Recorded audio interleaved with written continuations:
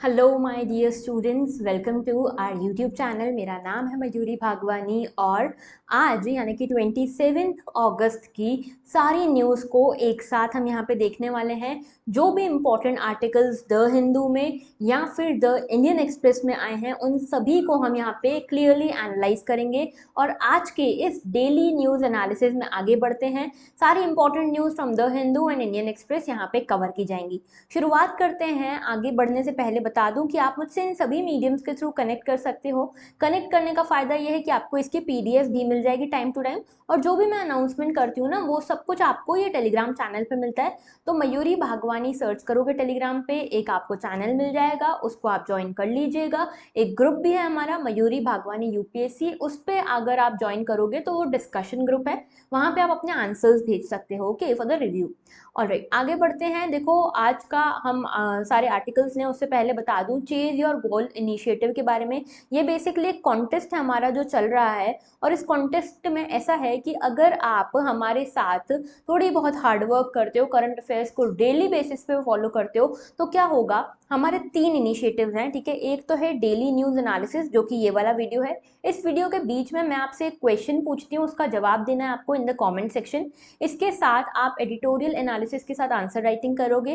कल मैंने एक एथिक्स की केस स्टडी आप लोगों को दी थी टेलीग्राम पे ही, तो उसके बारे में मैं बात करूंगी इन एडिटोरियल एनालिसिस। और एंड में होता है प्रीलिम संग्राम, जो कि आता है मंडे टू फ्राइडे ओके। तो मंडे टू फ्राइडे आपको ये देखने को मिलेगा। और आज तो प्रीलिम संग्राम नहीं आएगा, लेकिन एक इम्पॉर्टेंट अनाउंसमेंट है। अनाउंसमेंट ये है कि कल यानी कि संडे को 3 PM पर मैं आप अभी देखो इस हफ्ते में क्या हुआ ना, 2-3 दिन हमारे छूट गए थे प्रीलिम संग्राम के, है ना। उस दिन प्रॉपर्ली टेस्ट कंडक्ट हो नहीं पाया, तो इसीलिए क्या किया जाएगा, सब चीज़ों का भुगतान होगा। 3 PM पर कल लाइव टेस्ट लेकर आ रही हूँ मैं आपके लिए for the from the whole week, ठीक है। तो लास्ट वीक में जितने भी करंट अफेयर्स रहे हैं उन सभी करंट अफेयर्स के ऊपर बेस्ड ये क्विज रहेगी, यानी कि एक मेगा प्रीलिम संग्राम इसको आप कह सकते हो, ठीक है।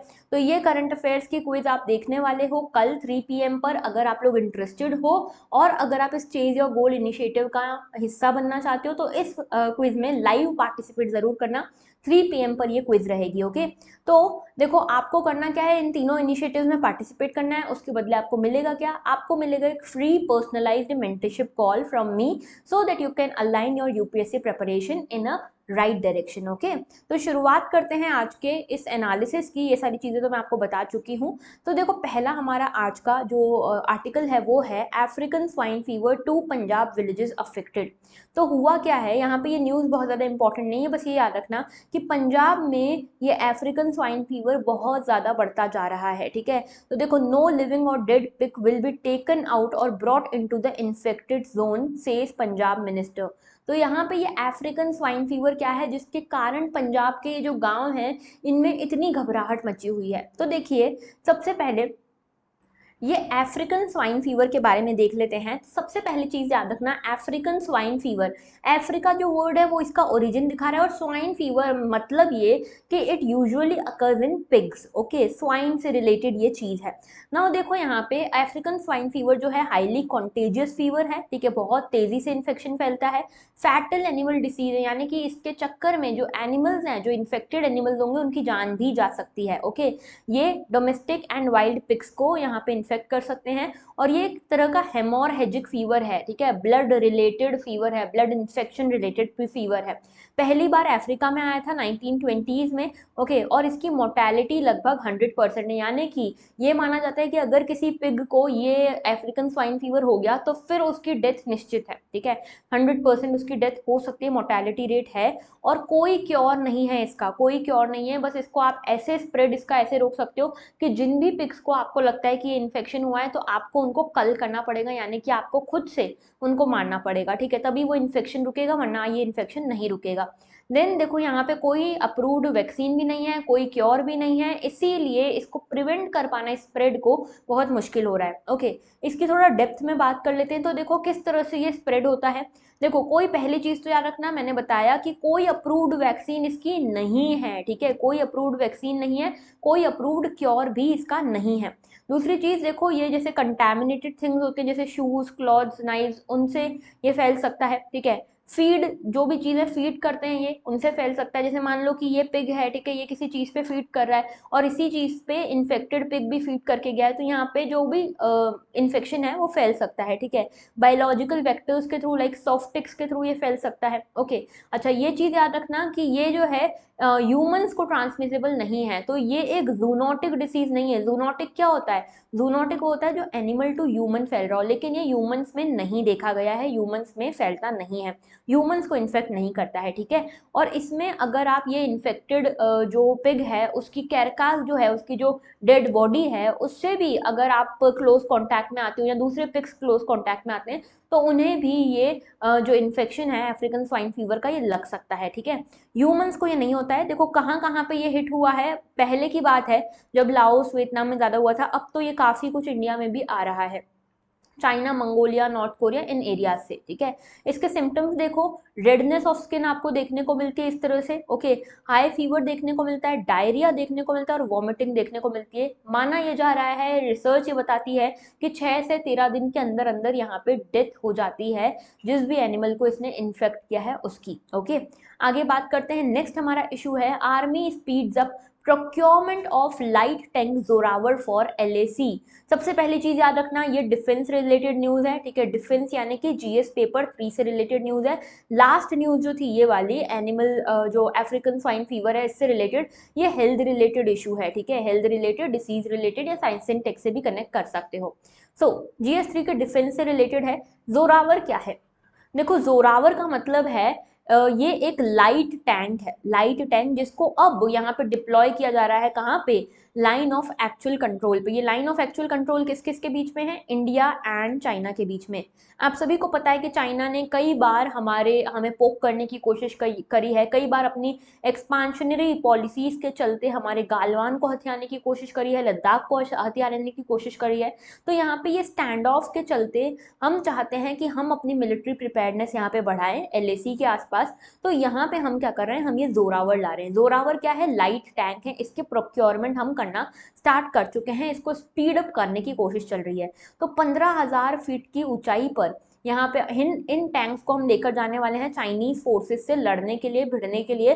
और जोरावर क्या है? इंडिया का लाइट टैंक है जिसको इंडिजीनियसली बनाया जा रहा है, ठीक है, इंडिजीनियस लाइट टैंक है जोरावर। क्वेश्चन सीधा प्रीलिम्स में पूछा जाएगा कि जोरावर क्या है, ठीक है, तो याद रखना है कि जोरावर का मतलब क्या है, ओके। इसमें देखो ड्रोन कैपेबिलिटीज भी हैं, इंटेलिजेंस शेयरिंग वगैरह की कैपेबिलिटीज भी हैं। और यहाँ पे जो ईस्टर्न लद्दाख वाला रीजन है इंडिया का, वो बार बार क्लेम करता है चाइना, और चाइना यहाँ पे अपनी जो टैंक्स हैं, अपनी फोर्सेस हैं, उन्हें बार बार डिप्लॉय करने की कोशिश करता है। तो इन सभी चीज़ों को कर्ब करने के लिए, टैकल करने के लिए हम जोरावर को ला रहे हैं यहीं पे, okay, line of actual control पे। आगे बात करते हैं, देखो इस तरह का दिखेगा ये जोरावर, ठीक है, इस तरह का जोरावर दिखेगा। क्या है ये? लाइट वेट टैंक है जो इंडिजीनियसली डेवलप हुआ है, इंडिया में डेवलप हुआ है, ओके। आगे बात करते हैं, देखो नेक्स्ट इशू है achieving 2017 net zero target could boost India GDP says a report. तो देखो क्या हुआ है, एक रिपोर्ट आई है हाई लेवल पॉलिसी कमीशन की on getting Asia to net zero, ठीक है, ये रिलीज हुई। इसमें पता चला कि इंडिया ने एक टारगेट रखा है अपने सामने। ये टारगेट जो है ये हमें ऑलरेडी पता है, ठीक है, इंडिया ने जो टारगेट रखा है 2070 में नेट जीरो एमिशन कंट्री बनने का, net zero emission country.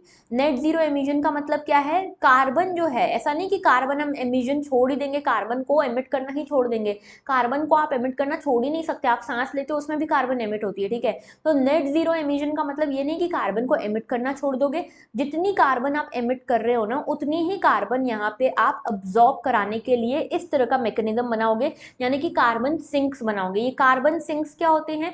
Carbon sinks का मतलब है या तो ओशन कार्बन को सिंक कर पाते हैं, एब्जॉर्ब कर पाते हैं, या तो फिर फॉरेस्ट, ओके। तो यहाँ पे कार्बन सिंक बनाना है, ऐसा कार्बन सिंक जो कि जितनी कार्बन एमिट हो रही है उतनी ही कार्बन एब्जॉर्ब हो जाए, तो नेट जो एमिशन है वो जीरो हो गया, ठीक है। तो दोनों चीजें बैलेंस आउट हो गई। ये जो टारगेट है ये सभी कंट्रीज ने अपने अपने सामने रखा है। इंडिया ने भी ये टारगेट रखा है 2070 का, कि हम 2070 तक ये अचीव कर लेंगे लेंगे, कार्बन नेट कार्बन जो एमिशन कंट्री है, हम zero net carbon emission country बन जाएंगे। और इसमें देखो एक दो चीजें और कि इंडियन इकोनॉमी जो है इसे बोला जाता है कि ये लगभग 4.7% से बूस्ट हो सकती है अगर हम इस टारगेट को पूरा कर लेते हैं तो। और इसमें लगभग $371 बिलियन का हमें यहाँ पे टोटल जीडीपी हमारी हो सकती है बाय 2036। ओके, अच्छा इसके अलावा देखो यहाँ पे कई सारी जॉब्स भी क्रिएट होंगी बाय 2047, लगभग 15 मिलियन नई जॉब्स क्रिएट हो सकती हैं, नया आर&डी आएगा, नई मॉडलिंग होगी, नया एनर्जी ट्रांजिशन होगा, इसके चक्कर में काफ़ी सारे एम्प्लॉयमेंट जनरेट होंगे, काफ़ी सारे यहाँ पे जीडीपी ग्रोथ आपको देखने को मिलेगी। ट्रेड बैलेंस भी देखो हमारा इंप्रूव हो सकता है, लगभग $236 का ट्रेड बिलियन, जो $236 बिलियन का ट्रेड बैलेंस हमारा हो सकता है। हमारी फॉसिल फ्यूल्स की डिमांड कम हो जाएगी, फॉसिल फ्यूल की डिमांड कम हो जाएगी यानी कि हमको इम्पोर्ट बिल जो देते हैं हम वो हमारा कम आएगा और हम एक्सपोर्ट ज़्यादा कर पाएंगे, तो हमारा ट्रेड बैलेंस भी अच्छा हो जाएगा। ओके, और यहाँ पे हम डीकार्बोनाइज कर पाएंगे अपने सारे सिस्टम को।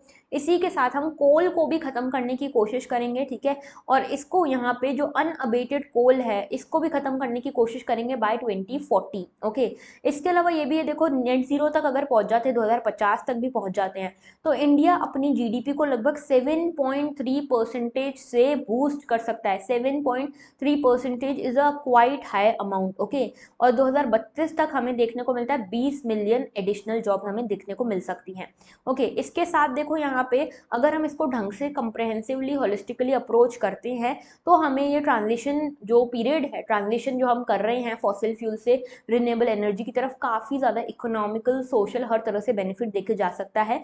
और नेट जीरो एमिशन अगर हम 2070 तक पूरी तरह से अचीव कर लेते हैं तो हमारे देश में इन्वेस्टमेंट जो लगेगी इसके लिए वो लगेगी लगभग $10 ट्रिलियन की आज से, ठीक है, और 2050 में हमें लगभग $13.5 ट्रिलियन लगेगा, ठीक है। तो हमें इन्वेस्ट भी करना पड़ेगा लेकिन इसके बदले हमें काफ़ी ज़्यादा इकोनॉमिक एंड सोशल फायदे भी होंगे। ओके, लेकिन देखो ये क्या है, बेसिकली ये 2017 का ये पूरा एमिशन टारगेट क्या है इसको समझते हैं, ठीक है।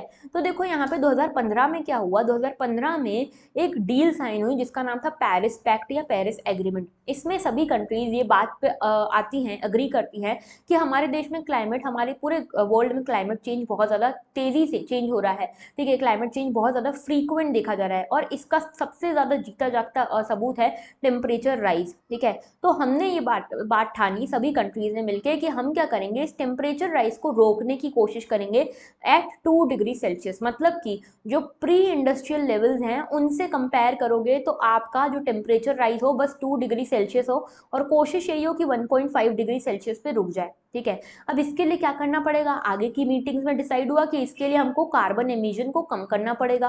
कार्बन एमिशन कम करेंगे, देखो आप सभी को पता होगा कार्बन डाइऑक्साइड जो है it is one of the green house gases. Okay, green house gases क्या करती है, ये आपका अर्थ है, ठीक है, ये आपका अर्थ है, ये जैसे मान लो ये सनलाइट आती है तो सनलाइट का बेसिक नेचर ये होना चाहिए कि सनलाइट आई और रिफ्लेक्ट हो गई और ये एटमॉस्फेयर के बाहर चली गई तो ये बहुत ज़्यादा वार्म नहीं हो पाता। लेकिन अगर ये ग्रीन हाउस गैसेज आप बार बार एमिट कर रहे हो तो यहाँ पे ये एक पर्दा बना लेती है, एक शील्ड बना लेती हैं कि बाहर से सनलाइट आ तो जाती है लेकिन इसके बाहर जा नहीं पाती, तो यहाँ पे वापस रिफ्लेक्ट हो जाती है, तो अर्थ के एटमॉस्फेयर में ये हीट ट्रैप हो जाती है और इसीलिए कार्बन एमिशन को कम करने की जरूरत है। इसीलिए हमने बात करी कि कार्बन एमिशन को हम जीरो, नेट जीरो की तरफ ले जाएंगे। नेट जीरो मतलब कार्बन एमिशन जितना करेंगे उतना ही अब्जॉर्प्शन भी करेंगे। ओके, तो ये नेट जीरो का मतलब आप देख सकते हो। इसके अलावा इंडिया ने ये भी बोला है कि हम यहाँ पे 1.5 डिग्री सेल्सियस पर टेम्परेचर राइज को रोकने की कोशिश करेंगे, नेट जीरो एमिशन बाय 2070 लाने की कोशिश करेंगे और साथ में हम यहाँ पे पर कैपिटा बेसिस पे भी कार्बन एमिशन इंटेंसिटी को कम करने की कोशिश करेंगे। आप थोड़ा सा यहाँ पे ये भी चेकआउट करना कि COP26 हुई थी, कॉन्फ्रेंस ऑफ पार्टी 26 हुई थी किसकी, UNFCCC की, ठीक है। इसमें हमारे जो इंडियन गवर्नमेंट है, हमारे मोदी जी जो हैं उन्होंने पंचामृत टारगेट साइन किए हैं। पंचामृत, पंचामृत यानी कि हमने अपनी 5 लक्ष्य अपने सामने रखे हैं, 5 वचन लिए हैं कि हमको इनको पूरा करना है। These are related to climate change, इसे जरूर एक बार देख लेना, ठीक है। आगे बात करते हैं, देखो 5 प्लेजेस जो मैं बता रही थी उसी के बारे में बात की हुई है कि कौन सी 5 प्लेजेस हैं। पहली तो है 2030 तक 500 गीगावाट आपको एनर्जी जनरेट करनी है, नॉन फॉसिल एनर्जी। इसके अलावा 50% एनर्जी जो होनी चाहिए आपकी रिन्यूएबल एनर्जी होनी चाहिए बाय 2030। 2030 तक ही आपको कार्बन एमिशन जो है इसको कम करना है बाय 1 बिलियन टन्स। इसके अलावा 2030 तक ही आपको कार्बन एमिशन इंटेंसिटी को कम करना है बाय 45% और 2070 तक आपको टारगेट अचीव करना है नेट जीरो एमिशन का। ठीक है, नेट जीरो क्या है ये बता चुकी हूँ। आगे बात करते हैं, देखो क्वेश्चन देख लो आज का। जो लास्ट क्वेश्चन था, कल का क्वेश्चन था, उसके बारे में बता रही हूँ। आप लोगों में से सबके जो मेजॉरिटी हैं उनके आंसर सही आए हैं। मैं बता देती हूँ कि इसका क्या आंसर होना चाहिए। देखो तीस्ता रिवर के ऊपर था, हमने कल ही डिस्कस किया था, इंडिया बांग्लादेश के बीच में रिवर डिस्प्यूट चल रहा है। तो पहला इशू क्या है, पहला स्टेटमेंट कि रिवर तीस्ता जो है इसका सोर्स जो है सेम है जैसा ब्रह्मपुत्रा का है। नहीं, ऐसा नहीं है। ठीक है, रिवर तीस्ता का जो सोर्स है वो ब्रह्मपुत्रा जैसा नहीं है। रिवर तीस्ता का सोर्स जो है सिक्किम के पास पड़ता है, जबकि रिवर ब्रह्मपुत्रा का जो सोर्स है वो चाइना के मानसरोवर के पास पड़ता है। ठीक है, समझ गए। इसके अलावा सेकंड स्टेटमेंट सही है, रिवर रंगीत जो है ये ट्रिब्यूटरी है तीस्ता की और सिक्किम से ओरिजिनेट होती है, बिल्कुल सही है। थर्ड स्टेटमेंट फिर गलत है, रिवर तीस्ता जो है बे ऑफ बंगाल में फ्लो करता है, ये सही बात है, लेकिन बॉर्डर बनाते हुए नहीं, शहर बॉर्डर बनाते हुए नहीं गिरती है बे ऑफ बंगाल में तीस्ता रिवर। ठीक है, इंडिया से निकलती है और उसके बाद बांग्लादेश में जाती है। ठीक है, तो ऐसा नहीं कि बॉर्डर से चलती चलती यहाँ पे बे ऑफ बंगाल में गिर रही है। ठीक है, तो बॉर्डर पे नहीं होती है, बीच पूरे बांग्लादेश से गुजरती है ये। तो इसका सही आंसर होगा ओनली 2B, इसका सही आंसर है। ओके, आगे देखो, आज का आपका जो क्वेश्चन है वो ये है डे 5 का, for the chase your goal contest. तो देखो 50 मिनट टारगेट्स अभी बताए ना, तो 50 मिनट टारगेट्स में बताओ which one of the following is not one of the 50 minute targets of India. इनमें से कौन सा 50 मिनट टारगेट नहीं है, ये आपको बताना है मुझे in the comment section. Comment section में मुझे जरा बताओ इसका आंसर। ओके, आगे बात करते हैं। देखो centre pick 75 tribal district for TB intervention project.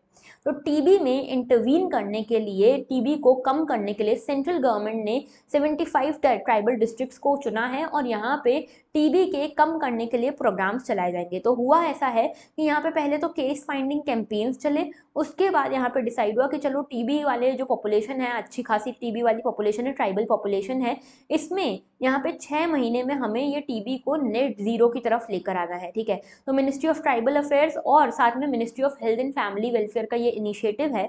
इन्होंने बोला 75 ट्राइबल डिस्ट्रिक्ट्स में हम फोकस करेंगे कि हमें ये टीबी फ्री हम इसको बना पाए। ठीक है, अच्छा इसमें कौन कौन से हैं स्टेट्स, देखो झारखंड है, उड़ीसा, छत्तीसगढ़, असम, गुजरात, तेलंगाना। ठीक है, और भी कुछ स्टेट्स हैं। और यहाँ पे पहले से एक प्रोग्राम चल रहा था जिसका नाम था आश्वासन कैंपेन, आश्वासन कैंपेन। ओके, तो ये आश्वासन जो है इसके अंतर्गत लगभग 68,000 विलेजेस की स्क्रीनिंग हो चुकी है। ओके, और यहाँ पे 75 ट्राइबल डिस्ट्रिक्ट्स को अब हम इसके अंतर्गत ले रहे हैं। 2025 तक हमको इंडिया को टीबी फ्री बनाना है और इसी के लिए ये कैंपेन यहाँ पे जारी की जा रही है। ओके, इसमें सेल्फ हेल्प ग्रुप्स हो गए, ट्राइबल लीडर्स हो गए, पंचायत लीडर्स हो गए, कम्युनिटी मेंबर्स हो गए, उनकी मदद ली जाएगी अवेयरनेस फैलाने के लिए। और गवर्नमेंट यहाँ पे हर डिस्ट्रिक्ट में 2-2 ऑफिशियल यहाँ पे डिप्लॉय करने वाली है। अब बात कर लेते हैं टीबी के बारे में, बिल्कुल बेसिक्स के बारे में। तो देखो टीबी क्या है, टीबी बेसिकली एक डिसीज है जिसको जो होता है बिकॉज ऑफ बैक्टीरिया। तो ट्यूबरकुलोसिस जो है that is caused by a bacterium named Mycobacterium tuberculosis. और इसमें माइकोबैक्टीरिया फैमिली जो है वो 200 मेंबर्स से बनी हुई है, जिसमें देखो आपको बस ये याद रखना है कि माइकोबैक्टीरियम ट्यूबरकुलोसिस इसको कहा जाता है और माइकोबैक्टीरियम के कारण ये पूरा डिसीज होता है। मेनली अफेक्ट करता है लंग्स को। ठीक है, और इसके अलावा दूसरे ऑर्गन्स को भी अफेक्ट कर सकता है। एंशियंट डिसीज है, आज का डिसीज नहीं है, बहुत साल पहले इजिप्ट में भी इसका स्क्रिप्चर्स में, वहाँ के बहुत पुराने स्क्रिप्चर्स में भी इसका मेंशन है। ओके, अच्छा इसके अलावा ये पर्सन टू पर्सन फैल सकता है, अगर आप खांसते हो तो एयर के थ्रू ये कॉन्टेजियस है, फैल सकता है। साथ में आप यहाँ पे टीबी के जब आप टीबी के कारण आपको बहुत ज़्यादा खांसी होती है, इसके अलावा चीखना, आपको यहाँ पे स्पिटिंग बार बार करने का होता है। ठीक है, और इसके साथ क्या होता है कि जब ये सब आप करते हो ना, स्नीज करते हो या खांसते हो या स्पिट करते हो, तो इसके थ्रू भी जो आपके ड्रॉपलेट्स हैं वो एयर में जाते हैं और उसके थ्रू भी किसी को भी टीबी हो सकता है। ओके, अच्छा इसमें chest pain, weakness, weight loss, fever, night sweats, ये सब आपको देखने को मिलते हैं टीबी के अंतर्गत।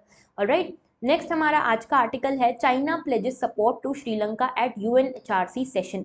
तो देखो हुआ क्या है, हुआ ये है कि यूएनएचआरसी यानी कि UN, United nation human right council, इसमें चाइना ने ये बोला है कि हम श्रीलंका की मदद करेंगे। आई होप आपको पता हो कि मैटर क्या है। श्रीलंका में अभी चल रहा है इकोनॉमिक क्राइसिस, श्रीलंका में अभी चल रहा है इकोनॉमिक क्राइसिस, और इस इकोनॉमिक क्राइसिस में इस इकोनॉमिक क्राइसिस में हो क्या रहा है कि श्रीलंका के पास अब खाने के पैसे भी नहीं बचे हैं, फूड इनसिक्योरिटी जैसे इशू यहाँ पे हो रहे हैं, ठीक है। बहुत ज़्यादा प्रॉब्लम में है यहाँ पे श्रीलंका। इसके बारे में हमने कई बार डिस्कस किया है पहले के लेक्चर्स में। अगर आपको नहीं पता है तो मुझे कमेंट सेक्शन में बताना, मैं आपको बताऊंगी कि कौन सा वीडियो आपको जाके देखना है कि आपको श्रीलंका का इकोनॉमिक क्राइसिस पूरी तरह से समझ में आए। या फिर एक काम करूंगी, यहाँ ऊपर मैं यहाँ पे ऊपर इधर या इधर आपको दिख जाएगा जो भी हमारा लास्ट वीडियो था श्रीलंका क्राइसिस के ऊपर, जिसमें से आपको समझना है कि श्रीलंका क्राइसिस थे क्या, क्यों हुए।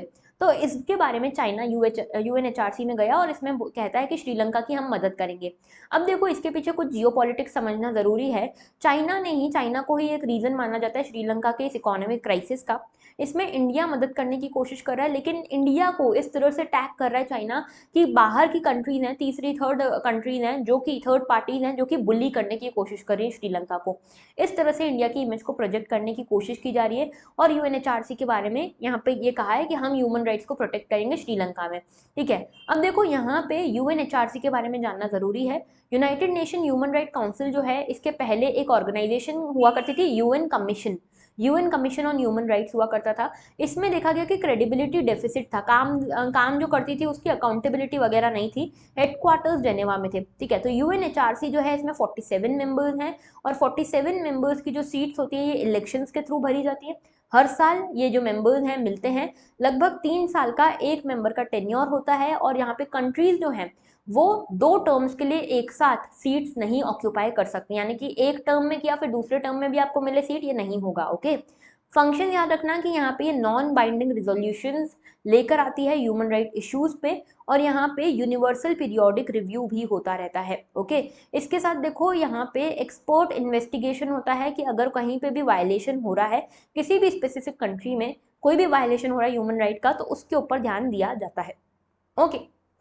आगे बात कर लेते हैं। तो देखो आज के लेक्चर में तो हमारे पास इतना ही था, लेकिन मैं आप लोगों को क्लियरली बता दूं कि एक तो चेज और गोल इनिशिएटिव चल रहा है, उसमें प्लीज पार्टिसिपेट करो। करते हो अगर तो आपको फ्री मेंटरशिप कॉल मिलेगा, यूपीएससी की प्रिपरेशन आपकी प्रॉपर अलाइन हो जाएगी। कई बार क्या होता है ना, हम भटकते रहते हैं, हमको सही डायरेक्शन नहीं पता होती। तो सही डायरेक्शन अगर आप चाहते हो तो उसके लिए आपको इस इनिशिएटिव में पार्टिसिपेट करना है। और दूसरी चीज कि करंट अफेयर्स भी आपके साथ प्रिपेयर हो जाएंगे। एक और इम्पॉर्टेंट चीज कि कल 3 PM पर लाइव हमारी यहाँ पे लाइव हमारा मेगा प्रीलिम संग्राम रहेगा, क्योंकि हम कुछ दिनों से 2-3 दिन हमारे मिस हो गए इसमें, है ना, प्रीलिम संग्राम में। तो इसीलिए आपका कुछ भी नुकसान नहीं हो, इसीलिए कल 3 बजे लाइव मैं आपके लिए लाने वाली हूँ प्रीलिम संग्राम, मेगा प्रीलिम संग्राम। तो इसे देखना मत भूलना, इसमें पार्टिसिपेट करना मत भूलना 3 बजे, okay. I will be waiting for you all. Thank you for watching and have a very good day.